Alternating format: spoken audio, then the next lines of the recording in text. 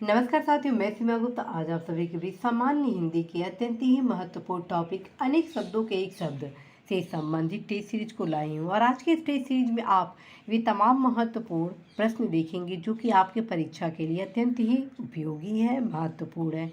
तो आइए आज की इस टेस्ट सीरीज को आरंभ करते हैं। प्रथम प्रश्न है, भूत, वर्तमान और भविष्य को देखने वाला वाक्य हेतु सही शब्द का चयन करें।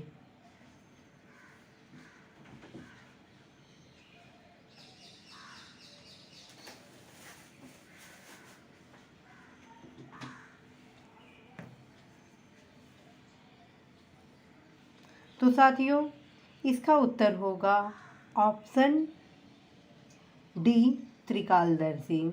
जो भूत, वर्तमान और भविष्य को देखे उसको हम त्रिकालदर्शी कहते हैं। नेक्स्ट क्वेश्चन है, भवितव्य शब्द के लिए उचित वाक्य है। भवितव्य शब्द के लिए उचित वाक्य है।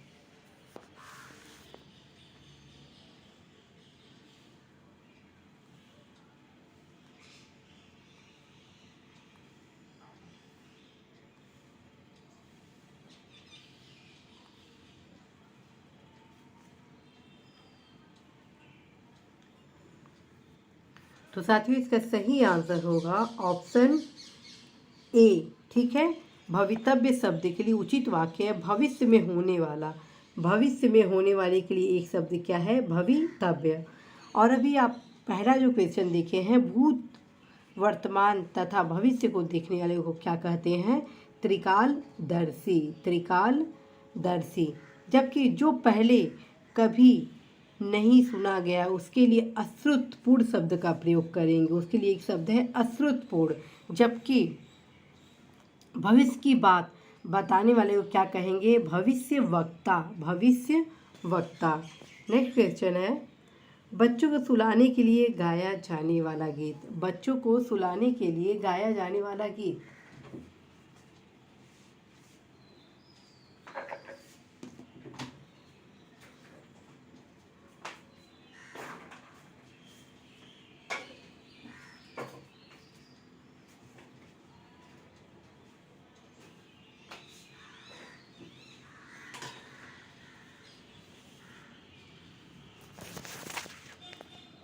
बच्चों को सुलाने के लिए गाया जाने वाला गीत लोरी है। ठीक है, और जबकि साथियों ध्यान रखें, सोहर क्या है? सोहर बच्चे के जन्म पर गाया जाने वाला यह गीत होता है सोहर। लोरी क्या है? बच्चों को सुलाने के लिए गाया जाता है। जबकि जब बच्चा जन्म लेता है तो उसके जन्मोत्सव जब मनाया, मतलब कि जब जन्म होता है तो उस दौरान कुछ पारंपरिक गीत आदि गाए जाते हैं, तो उसको क्या कहते हैं? सोहर। नेक्स्ट क्वेश्चन है हो गया, दो बार जन्म लेने वाला वाक्य के लिए सही शब्द का चयन कीजिए। दो बार जन्म लेने वाला वाक्य के लिए सही शब्द का चयन करें।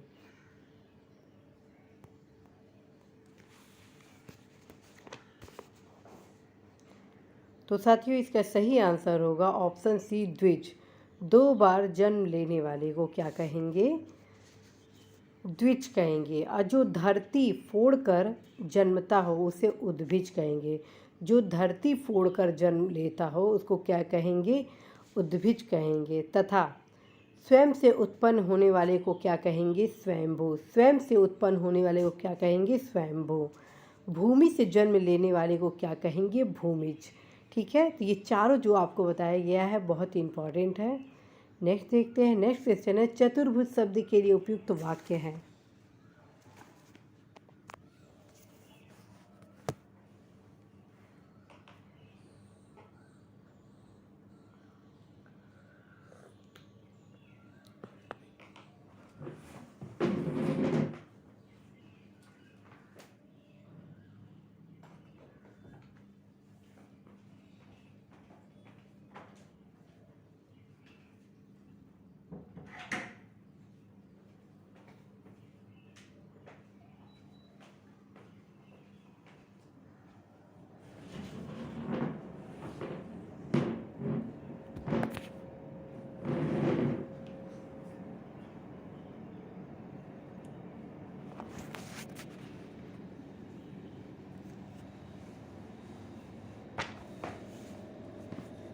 तो साथियों इसका सही आंसर होगा ऑप्शन ए, जिसकी चार भुजा है उसको हम चतुर्भुज कहेंगे।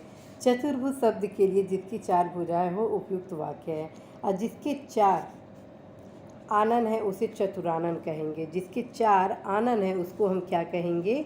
चतुरानन।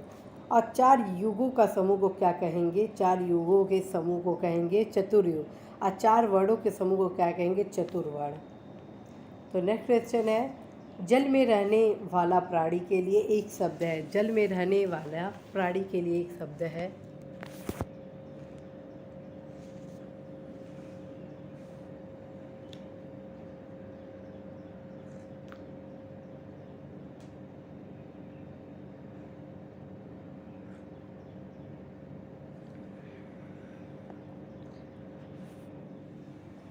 जो ये चारों ऑप्शन देख रहे हैं, चारों ऑप्शन परीक्षा के लिए बहुत ही महत्वपूर्ण हैं। तो साथियों, जल में रहने वाले प्राणी के लिए उपयुक्त शब्द है ऑप्शन सी, जलचर। ठीक है, अर्थात उत्तर हो गया जलचर। और जल से उत्पन्न होने वाला प्राणी उसको जलज कहेंगे। जल से उत्पन्न होने वाला प्राणी को क्या कहेंगे? जलज। तथा जल को धारण करने वाले को जलधर कहते हैं, और जल की निधि को जल निधि कहते हैं। जो नभ में चलता है, जो नभ में चलता है उसके लिए क्या प्रयोग करेंगे?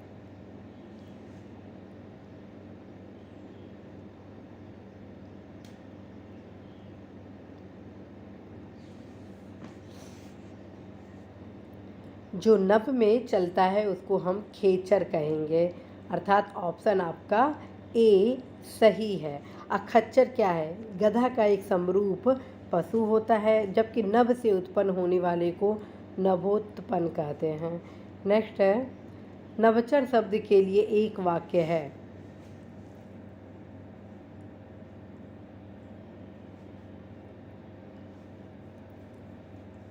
तो साथियों इसका सही आंसर हुआ ऑप्शन बी, आकाश में विचरण करने वाला। आकाश में विचरण करने वाला नभचर शब्द के लिए एक वाक्य है, आकाश में विचरण करने वाला। और रात्रि में विचरण करने वाले को निशाचर कहेंगे। रात्रि में विचरण करने वाले क्या कहेंगे? निशाचर कहेंगे, अथवा रात्रिचर भी कह सकते हैं। और छह पैरों वाले को षटपद कहेंगे। छह पैरों वाले को क्या कहेंगे? षटपद कहेंगे। तथा बुरा आचरण करने वाले को कदाचारी कहेंगे। तो नेक्स्ट देखते हैं, जिसका स्वर्गवास हो गया हो उसके लिए एक शब्द क्या प्रयोग करेंगे?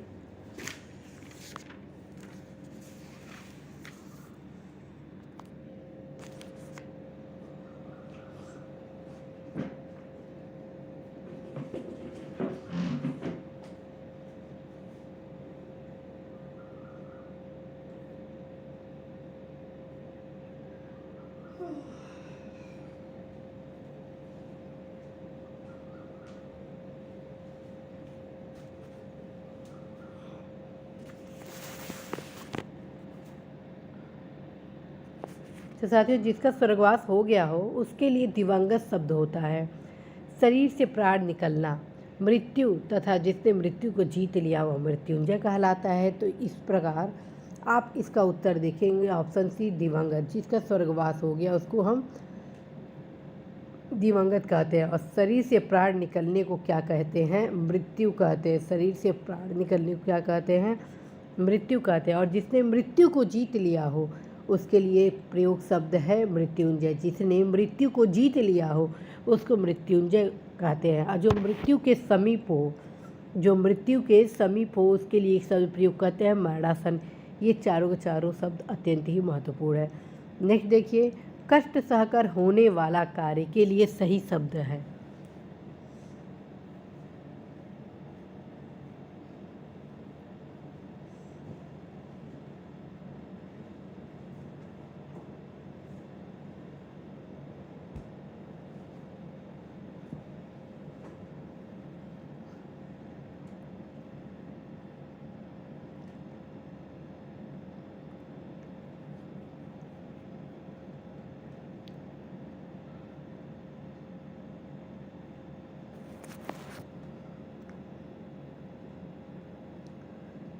तो कष्ट सहकर होने वाले कार्य के लिए प्रयुक्त शब्द है ऑप्शन बी दुष्कर। कष्ट सहकर होने वाले कार्य के लिए ऑप्शन हो गया बी दुष्कर। आज जो भेदा या तोड़ा ना जा सके उसे क्या कहेंगे? अभेद। जो भेदा या तोड़ा ना जा सके उसको क्या कहेंगे? अभेद। श्रम कर कर जीने वाले को क्या कहते हैं? श्रमजीवी। श्रम करके जीने वाले को क्या कहेंगे? श्रमजीवी। और जहाँ जाना कठिन हो उसको क्या कहेंगे? दुर्गम। जहाँ जाना कठिन हो उसके लिए प्रयोग शब्द है दुर्गम। नेक्स्ट है खलवाट शब्द किस वाक्य के लिए उपयुक्त है? खलवाट शब्द किस वाक्य के लिए प्रयुक्त है?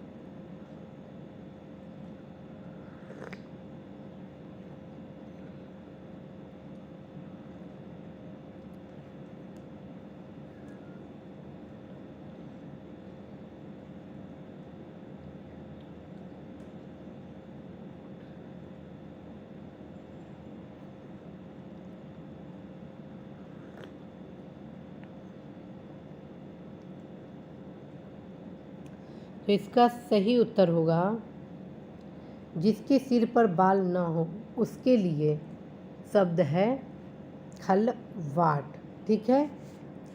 अब वह स्त्री जिसका पति दूसरा विवाह कर ले वह हो गया अड्यूडा।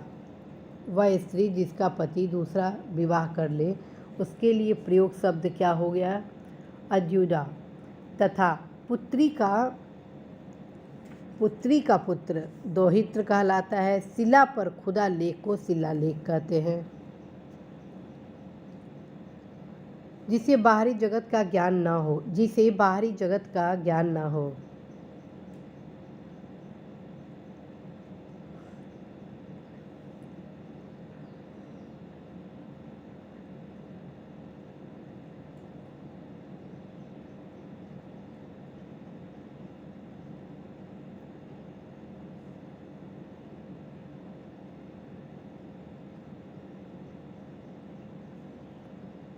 इसका उत्तर हो गया ऑप्शन ए कूपमंडूक। कूपमंडूक। जिसे बाहरी जगत का ज्ञान न हो उसको क्या कहेंगे? कूपमंडूक। जिसमें उत्साह न हो, जिसमें उत्साह न हो वाक्य के लिए उपयुक्त शब्द है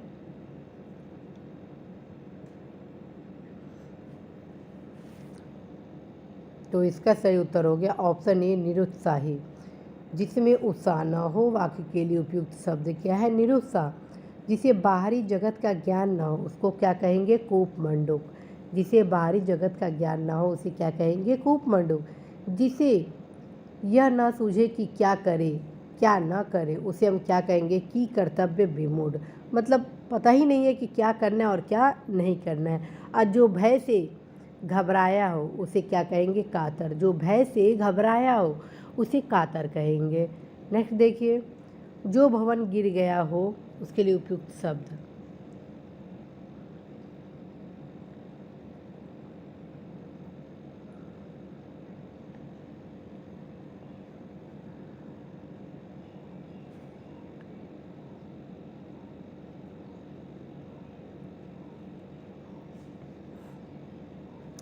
तो इसके लिए उपयुक्त शब्द है ऑप्शन सी खंडहर।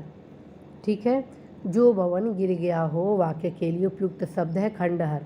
और जिस स्थान पर कृषि कार्य होता है उसे क्या कहेंगे? खेत। ठीक। जिस स्थान पर कृषि कार्य होता है उसको क्या कहते हैं? खेत कहते हैं। जिस भूमि में कुछ न पैदा हो उसे क्या कहेंगे? बंजर। जिस भूमि में कुछ भी पैदा ना हो उसको क्या कहेंगे? बंजर कहेंगे। अब बंदियों के रहने वाले स्थान को बंदी गृह अथवा कारावास कहलाता है। ठीक है। नेक्स्ट है नीतिज्ञ शब्द के लिए एक वाक्य है। नीतिज्ञ शब्द के लिए एक वाक्य है।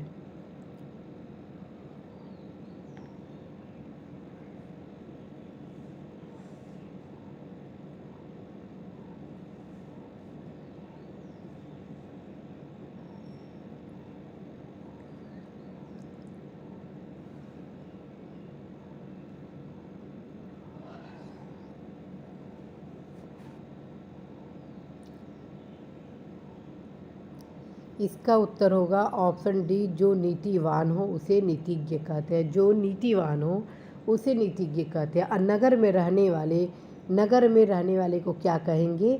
नागरिक कहेंगे। ठीक है, नगर में रहने वाले को नागरिक कहेंगे। मनन करने योग्य को क्या कहेंगे? माननीय। और जबकि जिसका चित्त एक विषय में लगा हो उसके लिए एकाग्र चित्त कहेंगे। एकाग्र चित्त।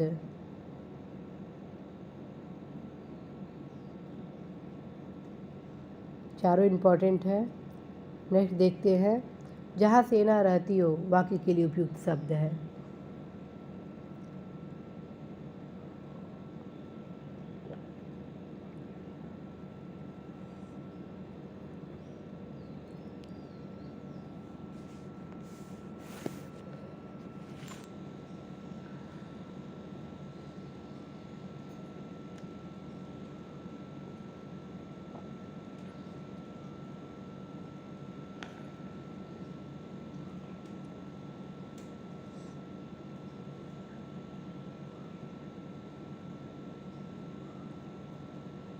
तो साथियों, जहाँ सेना रहती हो वाक्य के लिए उपयुक्त शब्द सैन्यावास है।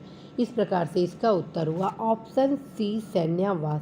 जहाँ सेना रहती हो उस वाक्य के लिए प्रयुक्त शब्द है सैन्यावास या छावनी। और गुरु के साथ या समीप रहने वाले को अंतेवासी कहते हैं। गुरु के साथ या समीप रहने वाले को क्या कहेंगे? अंतेवासी। और यह विभिन्न परीक्षा आयोजित कराने वाली संस्थाओं का फेवरेट क्वेश्चन है कि गुरु के समीप रहने वाले को क्या कहेंगे, पूछा जाता है। तो उत्तर हो जाएगा आपका अंतेवासी। और महल के अंदर का निवास वाक्य के लिए प्रयुक्त शब्द है अंतःपुर। महल के अंदर का निवास को क्या कहेंगे? अंतःपुर कहेंगे। और सोने के स्थान या कमरा को क्या कहेंगे? शयनागार। तो इन चारों में सबसे इम्पोर्टेंट आपका अंतेवासी है, अंतःपुर है और सैन्यावास है। तो चारों इम्पॉर्टेंट, लेकिन इसे कम से कम 10 से 12 बार इस क्वेश्चन को पूछा गया है। इसको कम से कम 10 से 12 बार पूछा गया, इसको भी 6-7 बार पूछा गया है।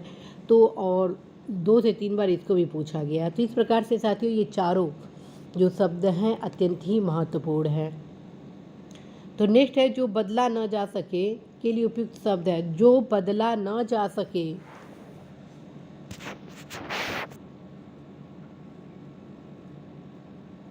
तो साथियों इसका सही उत्तर हो गया जो बदला न जा सके के लिए उपयुक्त शब्द है अपरिवर्तनीय, अर्थात ऑप्शन ए। जो प्रकृति से संबद्ध है उसे क्या कहेंगे? प्राकृतिक। जो प्रकृति से संबद्ध है उसे प्राकृतिक कहेंगे। ये भी कई बार परीक्षा में पूछा गया है। उत्तर द्वारा खंडन करके कहा हुआ तो उसको क्या कहेंगे? प्रयुक्त। उत्तर द्वारा खंडन करके कहा हुआ को शब्द प्रयुक्त करते हैं, शब्द प्रयुक्त। ठीक है। जड़ से लेकर चोटी तक को क्या कहेंगे? आमूल चूल। जड़ से लेकर चोटी तक आमूल चूल। तो नेक्स्ट है, जिसने उधार लिया हो। जिसने उधार लिया हो।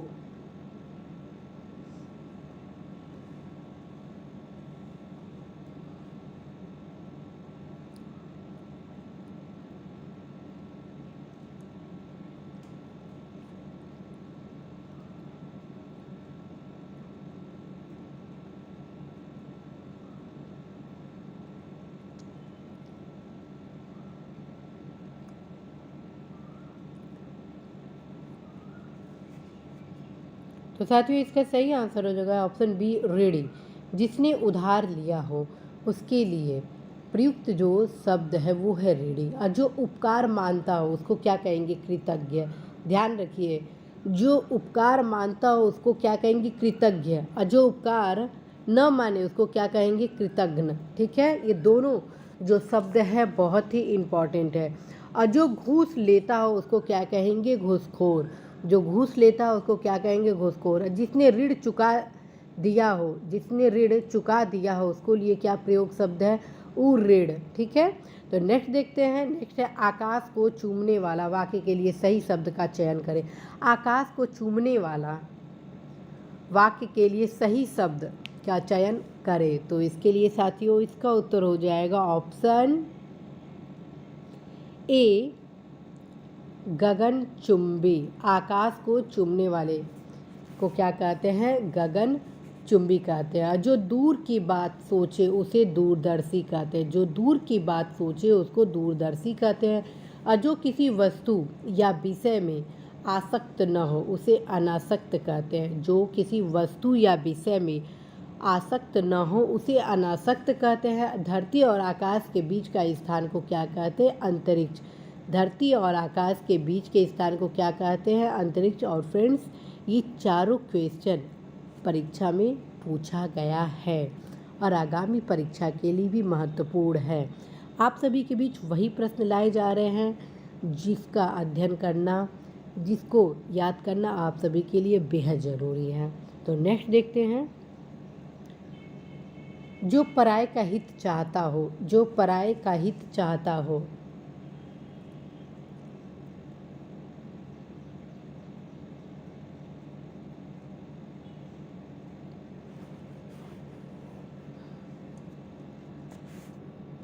जो पराये का हित चाहता हो उसके लिए हम प्रयुक्त शब्द है ऑप्शन ए, परोपकारी।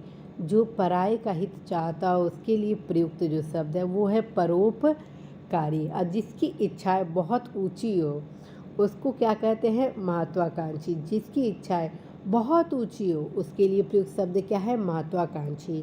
तथा दूसरों का उपकार करने वाला उसे क्या कहेंगे? उपकारी। दूसरों को उपकार करने वाले को उपकारी कहेंगे। और सुंदर हृदय वाले को क्या कहते हैं? सुहृदय। ठीक है। तो साथियों आज आप सभी के बीच वे तमाम महत्वपूर्ण प्रश्न लाए गए जो कि आपके एग्ज़ाम के लिए बेहद महत्वपूर्ण है। प्रत्यक्ष रूप से आज आप सभी के बीच प्रश्न लाया गया और अप्रत्यक्ष रूप से आप समझ गए होंगे कितने प्रश्नों को लाया गया। तो साथियों प्रत्यक्ष रूप से आज जो 20 प्रश्न आप सभी के बीच लाया गया है, इन 20 प्रश्नों में कितने सही उत्तर आप किए अवश्य ही आप बताएंगे। साथियों आप सभी द्वारा उपलब्ध कराए गए उत्तर के क्रम में ही मेरी द्वारा रणनीति बनाई जाती है कि आप में अभी कहाँ कहाँ कमियां हैं जिसको और सुधारना है। ये अभी प्रथम दौर है। जब दूसरा टेस्ट सीरीज होगा उसमें आप सभी के का एक सामूहिक मूल्यांकन के माध्यम से एक सामूहिक ऐसा टेस्ट सीरीज लाया जाएगा जो कि आप सभी के एग्ज़ाम में बेहद उपयोगी है और आप सभी के उत्कृष्ट प्रदर्शन के लिए भी बहुत ही उपयोगी होना है। तो आप यदि चाहते हैं सही डायरेक्शन में तैयारी करना तो 100% आप सभी बेहिचक होकर अपने उत्तर को ज़रूर उपलब्ध कराएंगे कि कितने आप उत्तर सही किए। आप सभी के जो भी कमेंट होते हैं मैं अवश्य ही समय निकाल कर पढ़ती हूँ और उसी के क्रम में आप सभी के बीच क्लासेस वगैरह लाती हूँ। फ्रेंड्स आप सभी के परीक्षा से संबंधित तैयारी में जो भी आप सभी को समस्या हो आप अवश्य ही कमेंट बॉक्स के माध्यम से अवगत कराएं। तत्क्रम में उन समस्याओं को दूर करने के लिए मैं अपने स्तर पर जो भी होगा मैं अवश्य ही करने का प्रयास करूंगी। साथियों यदि आप हिंदी की तैयारी कर रहे हैं तो आप अवश्य ही नालंदा पब्लिकेशन के सामान्य हिंदी जिसे डॉक्टर पृथ्वीनाथ पांडे द्वारा लिखा गया है उसे पढ़ेंगे। साथ में एक किताब और रखेंगे और वो रखेंगे पिंक सिटी पब्लिशर्स द्वारा प्रकाशित पुस्तक सामान्य हिंदी का व्यवहारिक जिसे राघव प्रकाश द्वारा लिखा गया है। ये दोनों पुस्तक अल्टीमेट बुक्स हैं। इन दोनों पुस्तकों के माध्यम से आप अपने टॉपिक पर अच्छे तरीके से तैयारी कर सकते हैं। और साथियों ये भी मैं बताऊं आप सभी के परीक्षा के लिए जो प्रीवियस के क्वेश्चन होते हैं वो भी अत्यंत ही उपयोगी होते हैं। तो अवश्य ही प्रीवियस क्वेश्चन को प्रत्येक दशा में याद जरूर कर लें क्योंकि लगभग 42, 45 और कभी कभी 50% क्वेश्चन भी रिपीटेड होते हैं। बस प्रश्न पूछने की प्रकृति थोड़ा चेंज कर दी जाती है। लेकिन यदि आप अच्छे से अध्ययन करते हैं प्रीवियस क्वेश्चन का तो 50% आप सभी की तैयारी प्रीवियस क्वेश्चन से हो जाएगी और 50% की तैयारी जो मैं आपको पुस्तक बताई हूँ उससे हो जाएगी। अर्थात पुस्तक यदि आप अच्छे से पढ़ते हैं तो 100% की तैयारी होगी और उसको रिवीजन के लिए प्रैक्टिस के लिए आप सभी प्रीवियस क्वेश्चन को ज़रूर पढ़ेंगे। इस प्रकार से साथियों प्रीवियस क्वेश्चन और दोनों जो पुस्तक अभी बताए हैं उन तीनों के माध्यम से आप 100% परफॉर्मेंस अपना कर सकते हैं। और ध्यान रखिएगा, नथिंग इज़ इम्पॉसिबल। आप यदि चाहे तो आसमान से बहुत ही आसानी से तारा भी ज़मीं पे ला सकते हैं। और आज हमारे साइंटिस्ट ये साबित भी कर रहे हैं कि वो ऐसी ऐसी उपलब्धियों को प्राप्त कर रहे हैं जिसे हम कभी सोचे भी नहीं थे। तो वो साइंटिस्ट कौन है? आप में जैसे ही युवा हैं। तो आप में भी क्षमता है कि आप अपनी क्षमता को ज़्यादा से ज़्यादा उकेर कर अपने लक्ष्य को प्राप्त कर सकते हैं। फ्रेंड्स, कभी भी आप निराश ना हो, हमेशा परिश्रम के साथ अपनी तैयारी को आगे बढ़ाएं। अवश्य ही आप सफल होंगे। कोई भी लक्ष्य कठिन नहीं होता है, अगर उसे प्राप्त करने के लिए हम जी जान पूरे परिश्रम से, पूरे मनोभाव से उस लक्ष्य प्राप्ति के लिए कार्य करते हैं। अब मुझे पूरा भरोसा है आप सभी पर कि आप अवश्य ही पूर्ण परिश्रम के साथ तैयारी जरूर करेंगे ताकि आप अपने सपने को साकार करेंगे। इसी उद्देश्य के साथ साथियों मैं आप सभी को ढेर शुभकामनाएं देती हूँ। आप सभी के उज्जवल भविष्य के लिए ऑल द बेस्ट।